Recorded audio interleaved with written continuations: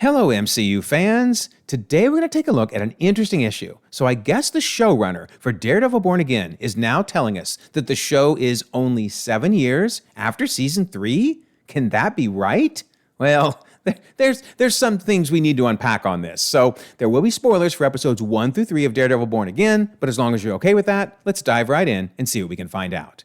Don't forget we have a March contest running all month long. Be a subscriber, leave a comment, win a book or a steelbook.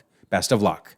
And we have a membership option with lots of cool perks, so you might check it out in case you're interested. All right, so on Twitter, because I refuse to call it X, gag. Anyway, we learned from Culture Crave that Daredevil Born Again showrunner confirms the series takes place 7 years after the original Daredevil show. And notice down at the views, over 600,000 views.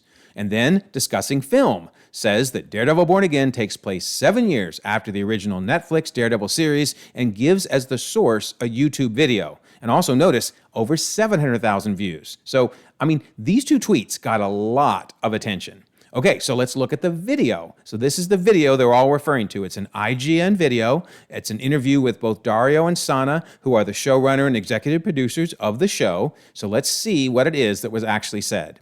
Okay, so in the interview, the interviewer asks, how much was it a mission for you guys to kind of adhere to some of what the Netflix show was, while also starting to forge your own ground at the same time? So Dario explains, it was absolutely like job one. The idea being, we're all huge fans of the old show. It kind of set the template. But what we wanted to do is take all of what happened to these characters and push it forward 7 years.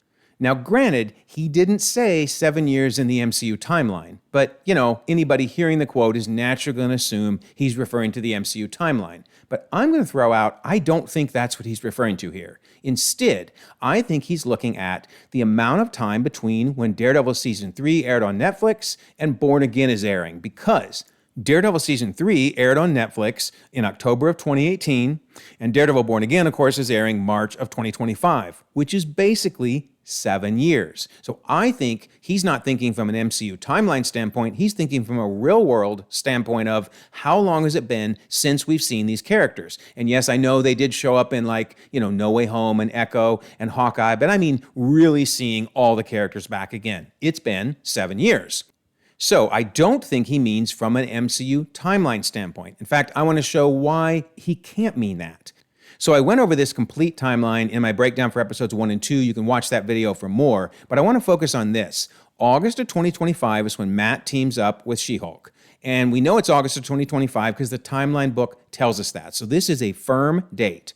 So what do we learn in that episode? So Matt is talking to Jen, and he says, well, I run my practice in Hell's Kitchen, and we mostly do pro bono work. That's the us part. Now, we didn't know for sure when the She-Hulk episode was airing if he was still talking about, the same Nelson, Murdoch, and Page that we saw at the end of Daredevil Season 3. However, Born Again, Episode 1, confirmed it, right? Because we saw all of them walking out of the Nelson, Murdoch, and Page building. In fact, that means that whatever they were discussing at the end of Daredevil Season 3, they finally opened that firm, and they've been running it ever since, right? And then, of course, what happens? Foggy's killed. So Foggy being killed means they ain't running that practice anymore, right? Because Karen leaves, Foggy's dead, and Matt gives up being Daredevil. And in fact, we see that we then jump a year later, and Matt has started a new firm with McDuffie, Murdoch and McDuffie, and even tells the Kingpin, I don't make it to Hell's Kitchen much these days. So obviously that statement in She-Hulk wouldn't make any sense whatsoever unless the show, Episode 1, started after that episode. So I think it's crystal clear that Foggy is killed and Matt gives up being Daredevil, and then the show goes from there. It jumps a year, right? And we see Matt is at Dex's hearing, Fisk decides to enter the recall race, ends up getting elected, and then on New Year's Day, sure enough, they have the big celebration, and Fisk now takes office. In fact, I actually could add a little bit more to this that I forgot to add in Episode 3, because remember when the young woman is on the stand talking about Hector's heroic deeds? She says, a few weeks ago, and that's key, I was leaving work, it was late, and I have to cut through this alley to get home. She's then attacked by someone with a knife and says, if the White Tiger hadn't been there, I don't know what would have happened. Well, keeping in mind that Hector has been in jail ever since New Year's Eve, right? Then whatever this a few weeks ago event is, it must have been pretty recent. So we can actually add to this timeline Hector's subway attack, which we learned was either, December 31st or January 1st. We don't know exact what time of night. But the point is, it happened early January. And then his trial, exoneration, and murder has to be, no more than a few weeks into January. Because obviously he rescued that girl before the subway attack. So I realized that in real life, you're never going to have a murder trial take place a few weeks after an arrest. But hey, it's TV. Everything moves faster in TV, right? But the bottom line is, this is the timeline. There's no way around it. There is not only 7 years since Daredevil season 3. It just can't happen. In fact, Marvel's told us so themselves. If you go out to their season-by-season timeline, you'll see that they placed Daredevil season 3 right before Thor Ragnarok. And of course, they put Born Again at the very end of the timeline. Why do they do that? Well, because they're saying that Daredevil Season 3 happens in November of 2017, because we know that's when Thor Ragnarok happens.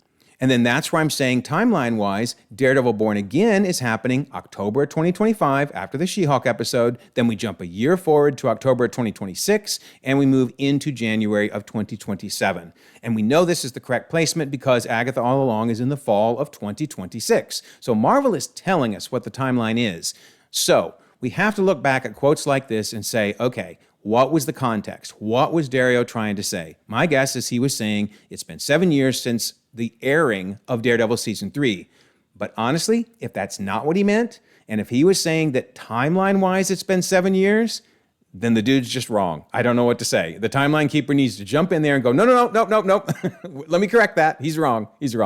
Anyway, let me know your thoughts, but I think that explains what he was saying versus what the actual timeline is.